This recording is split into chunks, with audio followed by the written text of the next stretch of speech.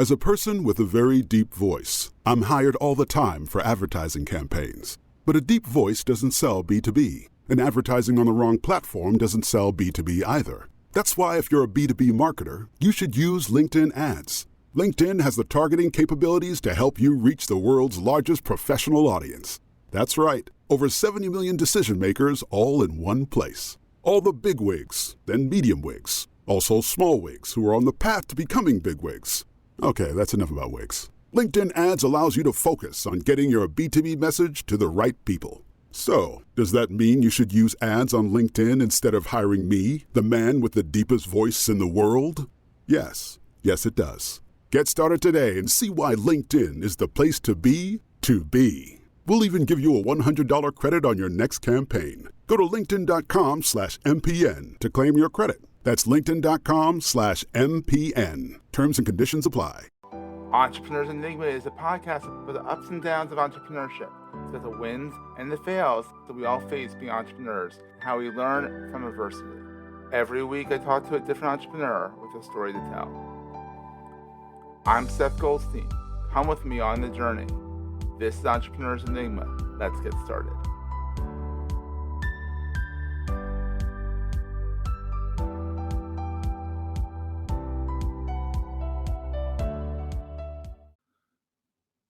Hey everyone, welcome to another edition of the Entrepreneurs Enigma podcast. I am your host, as always, Seth. Today I have a friend of mine, Mike Spidaliere. I can't say his last name. I was going to call him Mike. He can pronounce it for us.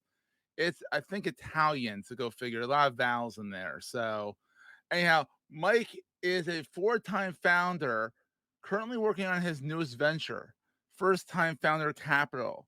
And what that is, be the bridge between the founder and the funder, and offering a curated strategic deal flow to his growing network of active investors. So he's helping the founders connect to the funders, and that can get really tied up in my Philadelphia voice of founders and funders and all that stuff. And he's been around the block a bunch, and he's using his knowledge to help people get funded as their founders. So let's bring him in here, and we'll talk about this past and all that good stuff. Hey, Mike. Now, how do you say your name? I got it, then I lost it, and I got it, then I lost it. Oh, you almost had it. I could hear it. Spidaliere. Spidaliere. So now I got it perfectly. Go figure. There we go. You just needed to hear it. Yeah, I forgot to mention, you're also a mentor for Founders Institute. You're a Techstars mentor as well. So yeah. I'm a mentor for Techstars, one locally here called See Ahead. I'm going to be mentoring for Visible Hands coming up as well. I advise a handful of companies and, of course, work with a bunch in the first-time founder capacity. That's awesome. So how did this all get started? Have you ever worked a corporate job in your life? Are you one of those lifetime founders who just kind of started out of college, decided to do his own thing? Like, what's the origin story of Mike here? So I did work a corporate sales job at one point while I was working on building my second company. So I'll get to that. But corporate, not my thing.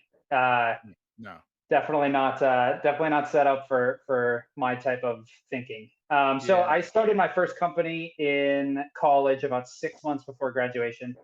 Went to school for music on the production side. Ended up creating an entertainment startup. Difficult industry to get into, but we were a tad early. We were focused on content creators, essentially building a one-stop shop for all of their needs to build a business off of doing what they love.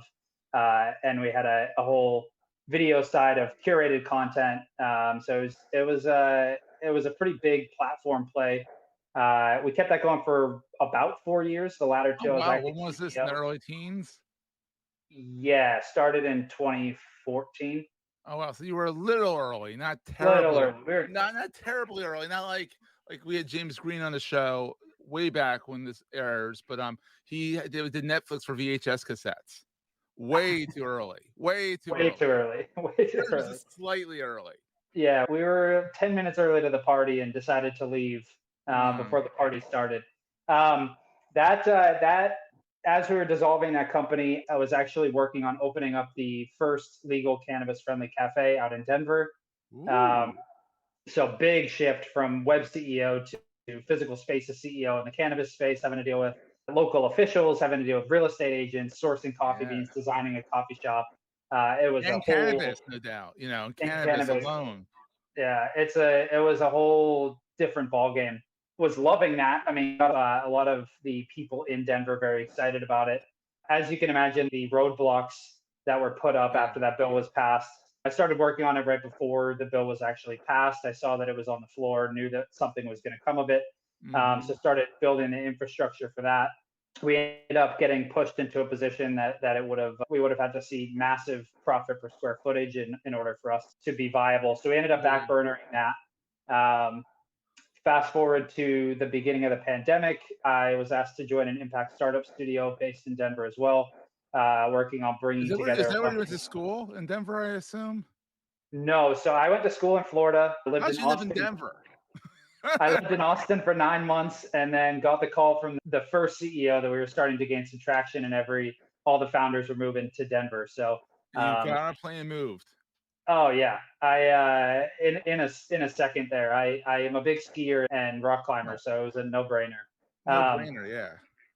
So the startup studio in Denver was bringing together a bunch of entrepreneurs to build companies in industries that were hit hardest by COVID. So think things like food, supply chain, all of that. So I ended up meeting my most recent co-founder, Jason, in that studio the first day.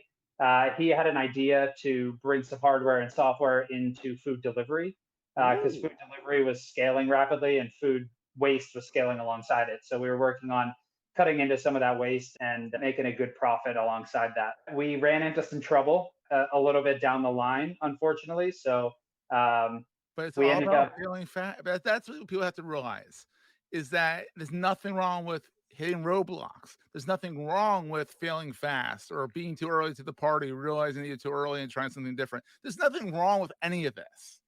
We're going to take a quick break, hear from our sponsors, and get right back to the show. As a person with a very deep voice, I'm hired all the time for advertising campaigns. But a deep voice doesn't sell B2B, and advertising on the wrong platform doesn't sell B2B either. That's why if you're a B2B marketer, you should use LinkedIn ads. LinkedIn has the targeting capabilities to help you reach the world's largest professional audience. That's right, over 70 million decision makers all in one place. All the big wigs, then medium wigs, also small wigs who are on the path to becoming big wigs. Okay, that's enough about wigs. LinkedIn ads allows you to focus on getting your B2B message to the right people. So, does that mean you should use ads on LinkedIn instead of hiring me, the man with the deepest voice in the world? Yes, it does. Get started today and see why LinkedIn is the place to be to be. We'll even give you a $100 credit on your next campaign. Go to linkedin.com/MPN to claim your credit. That's linkedin.com/MPN. Terms and conditions apply. No, they've all been incredible learning experiences. Exactly. Even the hardest ones, right? Even the largest and longest falls still teach you. I started doing some business development consulting after that. And focused on things like, go-to-market strategy, helping companies with new revenue stream assessments, sales strategy audits, all that fun stuff. So more of a service-based business. Yeah. So slowly stepping into fundraising consulting, started to see the need for that.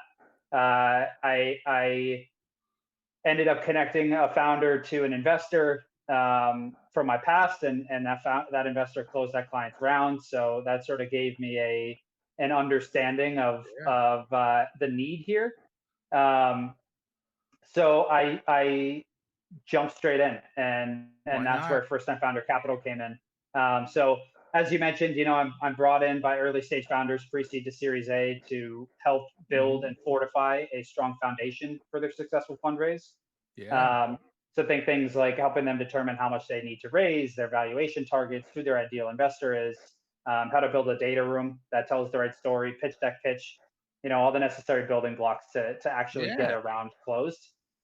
And alongside that, I've been building a network of active investors, having one-on-one calls with them to dive into their thesis, really understand who they're looking to invest in, typical check size, industry focus. You're a professional connector, essentially, is what you are, a professional connector, which is kind of an important thing that I think people overlook is using your network and connecting people.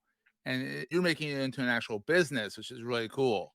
So Yeah, it's fun. So I help companies get to a point where they're really armed to the teeth for their fundraise, and then I connect them with investors that are curated and strategically positioned to help them move forward. oh, that's so awesome. So you said you had a brief stint in corporate and you weren't made for corporate.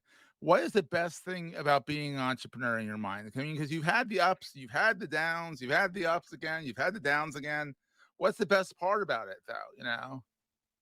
Yeah, I was listening to My First Million a couple weeks ago, and one of the hosts, John, was talking about how entrepreneurship is like a roller coaster, and there are ups and downs, and you know you when you get on, you got to understand that there are really high highs and very low lows. Um, Mhm. the best part, I mean, I like the freedom. Yeah. That's a big part of it. You know, I'm out here sort of determining my own fate Yes. instead of coming in and being forced to sit in an office for 8 hours when I can get the work done in three. Yeah. Um, so it's the ability to work like a lion, and do fast sprints and really work on anything I want to. I think that's the biggest part of the freedom that I love is being able to talk to who I want to and build what I want. Um, and it's I mean I learned more in my first startup than I learned throughout high school and college. Oh, you always do. Right? Yeah. Yeah. It's I mean the constant and consistent learning and having to put out fires by learning something new and progress your business by learning something new and just ingesting all of Hmm. this data is fascinating to me. Oh, it's and then but on the flip side, what keeps you up at night? Being a founder and all this stuff. Uh, with the freedom and the flexibility comes the existential dread that you're not doing enough, Oh yeah. right? I can You sympathize with you that, yeah. lay Yeah, you lay in bed thinking I should have been doing more. I should have accomplished more. Even though, you know, some days uh the accomplished list is significant, it Yeah. doesn't make the days that aren't as significant any less uh in your head when you're trying to sleep. Oh, absolutely. I totally sympathize with that. And finally, what is the most important thing to carry with you all the time? Oh, that's a good question. Isn't that a good one? I love that That's a question. good one. I mean, the phone's important. I Oh can't yeah. deny that. Having email and LinkedIn in my pocket is definitely necessary. I would say the idea of that, the positive side of things, right? Mhm. Even on bad days, thinking about perspective, I would say, is Yeah. probably the most important thing because I consider some days down days, and even Yeah. on those days, I'm talking to some of the greatest investors. I'm the back end, the busy work Yeah. is potentially going to lead to a founder realizing their dreams, That's being awesome. able Yeah. to afford to pursue these moonshot ideas Yeah. that are going to be incredible if they can pull it off. So I think the perspective aspect is very important because it's very easy to get down in the dumps.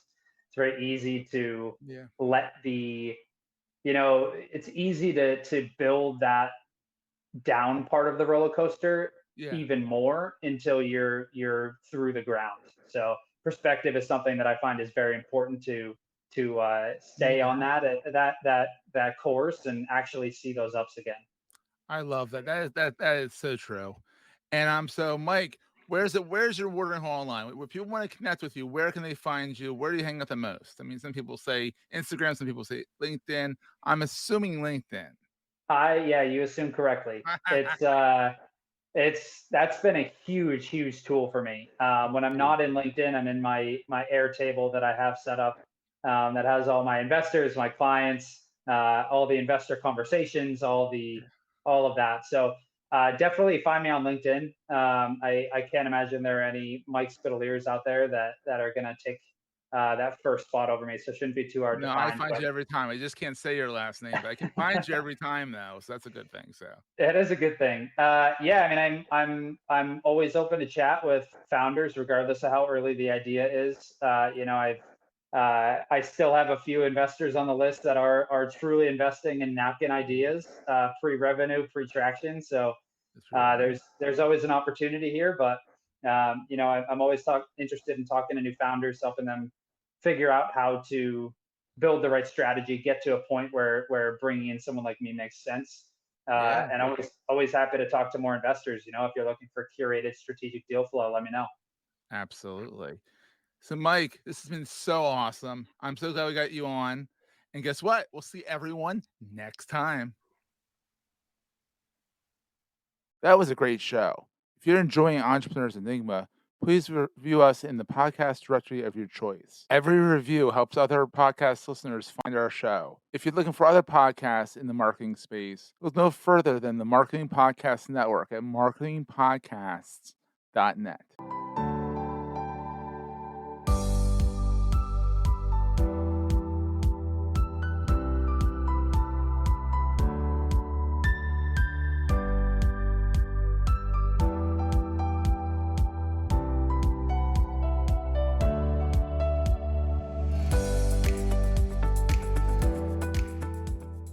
Goldstein Media hopes you have enjoyed this episode. This podcast is one of the many great shows on the MPN Marketing Podcast Network.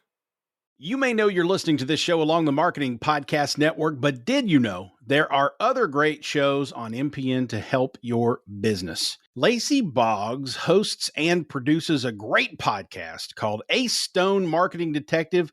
Little bit different than your normal podcast on MPN. Lacey, tell us what these fine folks will get when they listen. Ace Stone Marketing Detective is a fully scripted and produced fictional radio play that follows crack marketing detective Ace Stone as she bamboozles the bad guys and detects dastardly deeds in the marketing industry. The podcast is a funny, tongue-in-cheek look at content marketing, shady marketers, and suspicious marketing techniques online. And I think it's a fun new way to have a business podcast that proves that marketing can be playful and effective. Where can people subscribe to this thing? You can go to acemarketingdetective.com or find it in your favorite podcast player or go to the Marketing Podcast Network. You heard her. Go subscribe. This podcast is heard along the Marketing Podcast Network. For more great marketing podcasts, visit marketingpodcasts.net.